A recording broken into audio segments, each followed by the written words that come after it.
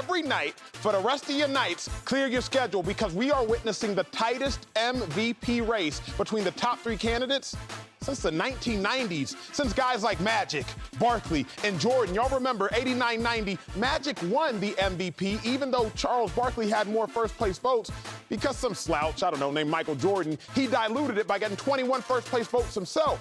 So let's talk about the main characters this season, the absolute ballers. Giannis, the Joker, Joel Embiid, top three candidates, each is a beast on their team. So who is the MVP? To me, none other than Giannis Antetokounmpo. Why? Because Giannis has been doing it from top to bottom. He has more points than the Joker, and everybody wants to say it's the Joker's to lose. I disagree. But not only does he have more points than the Joker, he got more dimes and assists than the dude from Cameroon and Joel Embiid. But everybody says, well, Embiid has done a great job mitigating the distractions. The Joker has done a great job with all the injuries on his team. While the Joker might be the MVP of his team, Giannis is the MVP of the league because Giannis is the best player on the best team as it pertains to the three MVP candidates. So I pay respect to the Joker.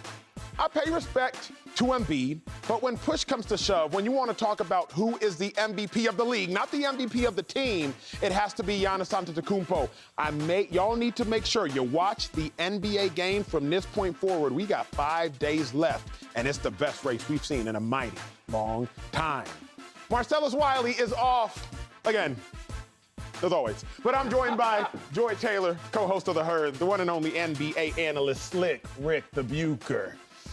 Joy, going to you first. Who's your NBA MVP? Well, it's Joel Embiid.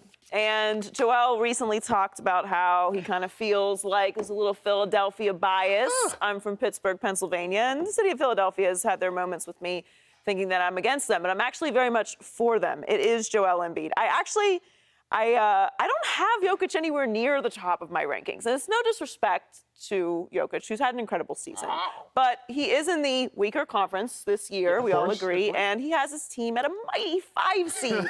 So I don't really understand how we're genuinely having that conversation about Nikola Jokic, who's having an incredible season, to disrespect. But if you're truly the MVP, you should be having that incredible season and be at the top of your conference, which he is nowhere near. Now, when it comes to Joel Embiid and Giannis, I'm going to lean into Joel Embiid. I think it's very close, but I'm going with Joel Embiid because he's had to overcome more this year. Now, I say all this to say, I don't know what the MVP means. What does it mean? Is it Russell Westbrook? Is it the best story? Sure. Is it the best stats? Is it the best guy on the best team? We don't know. We never know. We just pick and we go with what we feel, whatever way the wind blows, which I think is a terrible way to decide this award to begin with, not to grandstand and, crash the segment, but that's why I'm going with Joel Embiid. It's his year. He's had an incredible season. He's had to overcome the most. The statistics support that he should be. His team is in a place that he should be doing it. And yes, you could make the argument for Giannis just about every year, like you could have made the argument for LeBron just about every year. But since the voters seem to change the criteria every single year, I think that it should be Joel Embiid's year. And I can give you all the statistics why, but we know that. It is Joel Embiid's MVP, and it's Giannis, and then I believe it's Booker, and then we can go on from there. But you have to reward winning with performance and consistency, I believe. But again, look, who knows what the criteria is? Joy Taylor just did so many marvelous things over the course of her first take. One, she gave y'all a cliffhanger on television. She gave y'all a little bit of her list, even though we're going to rank them later on in the show. Secondly, she also got you fired up. She subtly shaded Slick Rick because I don't know, Joy, if you realize Slick is a voter. Oh, I very much do. I very much know that. She's just sitting there jabbing. I'm trying to sprinkle my influence on him as well. Slick, where you at, man? Who's your MVP? Joel Embiid is number one on my list. But I want to say, first of all, that if any one of these three wins, including Jokic, I have no problem with it. There have been years where I have taken umbrage over who has ended up winning because I feel that there's been a miscarriage of justice. Wow. To Joy's point, there have been, and there's a reason that the NBA league has never defined what most valuable player is. There is no description of it that is given to us, the voters, so that we will have these debates. Because the more conversation, the more uncertain it is, the more directions it can go, the more conversations we're going to have about what it means, and it can be varying. Now, that may cause there to be feathers ruffled because it's like, okay, well, one year it's Russell Westbrook, and the next it's Giannis Antetokounmpo, and you couldn't get two more diverse guys. But all that said, the reason that I go with Joel Embiid and the reason that I don't have a problem with any one of these guys winning is because it is so close. To Joy's point. Yes, Denver is the 5th seed, and you did the same thing with the big board. Like, let's put the seeding up there. Come on, 3rd and 4th seed in the Eastern Conference, they have the same record. Fair. Okay? Fair. So it's 48 wins, and Denver has 47 wins. Now, the reason that I give Embiid and Giannis the nod is because they are slightly ahead in the Eastern Conference. But the reason that I have Giannis 3rd is because I feel as if he came into the season coasting. If you look at his numbers pre-All-Star and post-All-Star, I believe he had an eye toward, I'm going to be playing for another championship. And I'm not mad at him for that, to say, I need to conserve some energy for the end of the season. But I see the way he's playing now, and I know what he's capable of. I did not see that at the beginning of the year. And Embiid and Jokic have had to do that from the very beginning to carry their squads. Fair. So Embiid being in the tougher conference gives him the edge over Jokic. And Jokic, because he's had to play hard all season long to have his team 1 win behind the Milwaukee Bucks and Philadelphia 76ers, is why I have him just a notch above. That's cute, but here's the thing, Slick. Here's what you're not going to do. And Joy Slick will try to do this. You're not going to use big words and try to confuse me. Umbrage and miscarriage of justice in back-to-back sentences. No, it's not going to work. He writes books and he's talking about big words. Here's the thing. Right. I want to give it to Embiid personally. Like, the African in me, the Nigerian in me says, you know what, show love to an African brother. Now, mind you, Giannis is Nigerian as well, so I can't do it. But I want to do it. But here's the dilemma. When you see them both play each other, which we did just about 7 to 10 days ago, and who was the better player on the court? Because Embiid went out there and dropped 29 points. Understood. Giannis went out there, gave you 40 and 14, clutch free throw and defensive play to seal the game. If it is going to be decided by a hair, then what's the difference maker going to be? For me, who's the better team? And while they are the same in record, Giannis has a higher seed. Why? Because when they played each other head-to-head, who was a better player? Giannis was a better player than Joel Embiid. Now, I'm a little surprised that neither of y'all have the Joker at number 1. Pleasantly surprised, but surprised nonetheless. But if you're going to say that it's a nail-biter, and we saw them play head-to-head, Giannis is by far and away, at least by far, maybe not away, the better player. But it's not most outstanding Yeah, is it player. the best player? Yeah, it's not best player. Regardless of your criteria, most valuable player. Valuable. Who is more valuable to their team? Giannis. So one way to define that is to say, if you took that player away, how good would they still be? Milwaukee would still be very good without Giannis. Compared to what Denver would be without Jokic, or Philadelphia for the better part of this season before Harden arrived, would be without Joel Embiid. That's me clapping for you, by the way. Thank you. Yeah. Thank you. Y'all really think, well, not even, because this isn't even something that's subjective, so it's just wrong.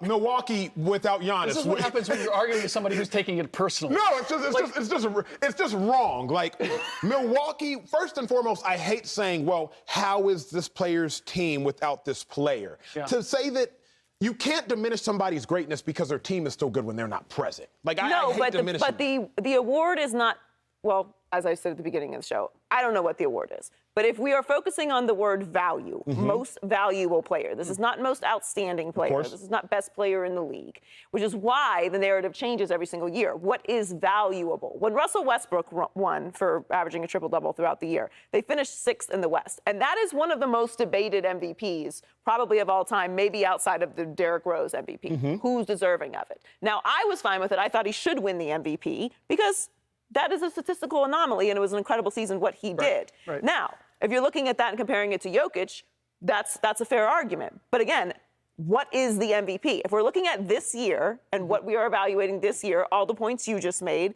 and that Rick just made, Joel Embiid is actually the MVP. If you take Joel Embiid off of the Sixers, what are they? They're not even, I don't even know if they're in the playoffs. Slick, you are an MVP voter, correct? Mm-hmm. So what is the major criteria that you use when deciding who's going to win the MVP? Let's all get on the same page. I think the main criteria is who is the best player. Historically speaking, we always vote on who's the best player. If we were going to vote on who's the most valuable player, LeBron James would have won MVP from about 2009 to about 2019. He also would have won the best player. No, because Steph Curry was better than LeBron James during the years that the Golden State Warriors were winning 73 games. I'm not going to get in the middle of that. I'm just going to tell you that that's not my primary criteria is who is the most indispensable to their team. It focuses on valuable rather than, to Joy's point. But then you're giving credit. Here's what I hate about that argument, because I watch The Herd. Joy, I watch y'all shows. I'm getting ready for this show. And here's what I hate about this argument, because I hear this so often on The Herd. Well, Ja Morant shouldn't be in the MVP conversation because Memphis is still 20-2 without Ja Morant. So you're punishing a great player because his team is good. That, to me, makes absolutely no sense. How are you going to diminish the greatness of somebody like Giannis, diminish the greatness of somebody like anybody else, Devin Booker, you could say, diminish the greatness of other great players because their team is still good when they are not present? Well, it's not their fault they actually composed a good team, unlike the Los Angeles Lakers or the Brooklyn Nets, unlike so many other teams. Well, first of all, that's Colin's opinion, not mine. I do think that Ja Morant should be in the MVP conversation. As do I. But I think there should be parts of each of these things that we're arguing. It can't just be who's the best player. LeBron should have won it every year. Michael Jordan should have won it every year.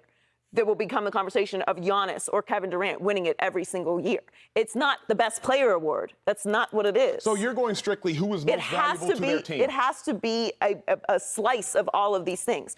But are you one of the best players in the league, which Joel Embiid is? Sure. Are you having a massive influence on the success of your team this year? Right. That has to be part of it. What would this team be if you were not there? I believe that has to be a part of it. And what have you overcome, or what have you had to do throughout the season? Joel Embiid, let's not forget, had to deal with this Ben Simmons situation for half of the season, and now had to adjust to another star coming in throughout the season. He's been healthy all year. He's been consistent all year.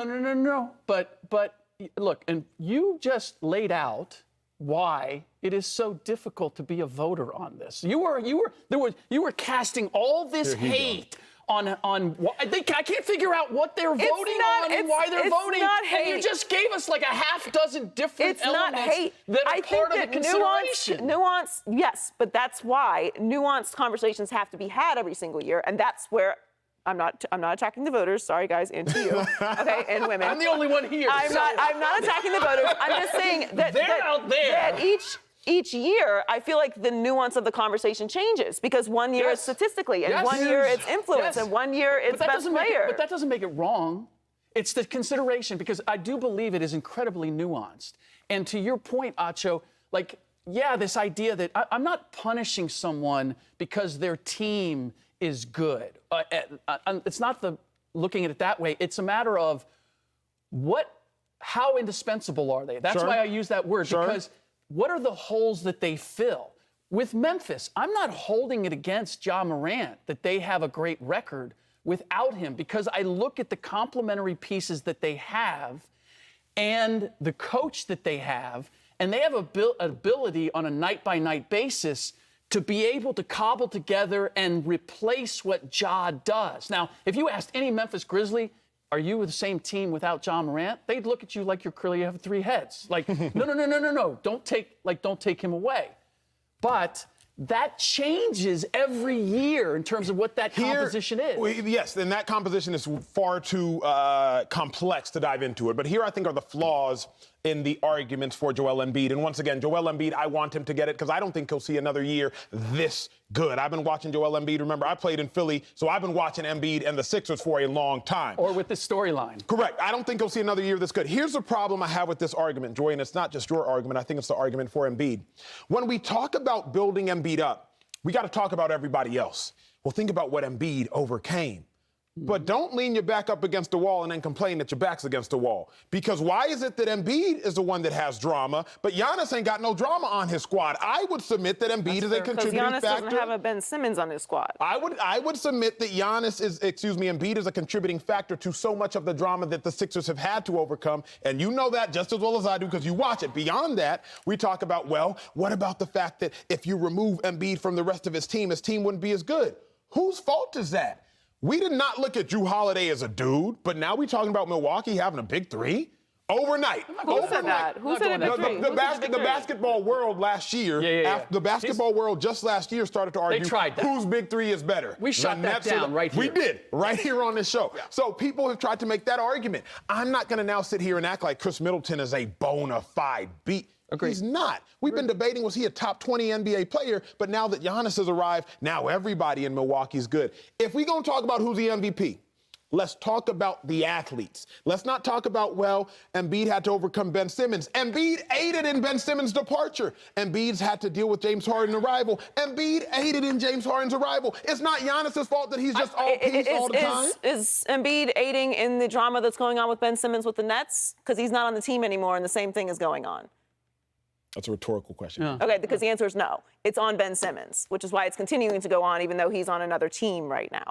You can't just limit it to the artist. You can't limit it to just the athlete. Honestly, it's a team game. There's coaches, there's front offices, there's elements like a Ben Simmons and trades and things that go on throughout the season that you do have to overcome. Nuance. It's not the best player on the best team award. Otherwise, we should just call it that. It's very lengthy and wordy, but then we can solve it every single year. Best player on the best team. There you go. There's your award. That's what you can fight for. But that's not what it is. It's a nuanced conversation. So you can't bring it down to who is the athlete and is Giannis better than Embiid? Most people would say yes, he is. Okay. So then it's Giannis' award every year. Done. We don't have anything to talk about. Next segment. Well, and you could have two awards. You could have the most outstanding player and the most valuable player. But we don't.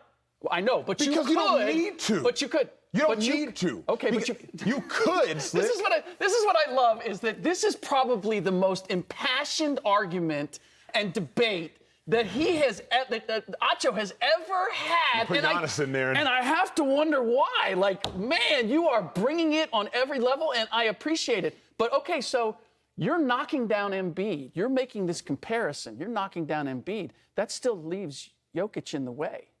Because Jokic hasn't created any drama. In fact, he has had the same pacifying effect on the Denver Nuggets and all that's gone on with them. I'm honestly appalled that y'all had Embiid above the Joker. My only knock on the Joker is this. They're the 5 seed, as opposed to the Bucks being the 3 seed with Giannis. But more importantly, I don't want to have to use acronyms to make an argument for somebody. Well, the Joker's leading in every advanced metric. I don't want to advance my metrics. I want basic metrics. I want the most basic metrics possible. Don't talk to me about PER and number of points per shot attempted with your left hand on your right big toe. I don't need all that. Yep. Giannis is clearly the most valuable player in the league. Y'all gave great arguments. Y'all can be Embiid. I'll be Giannis.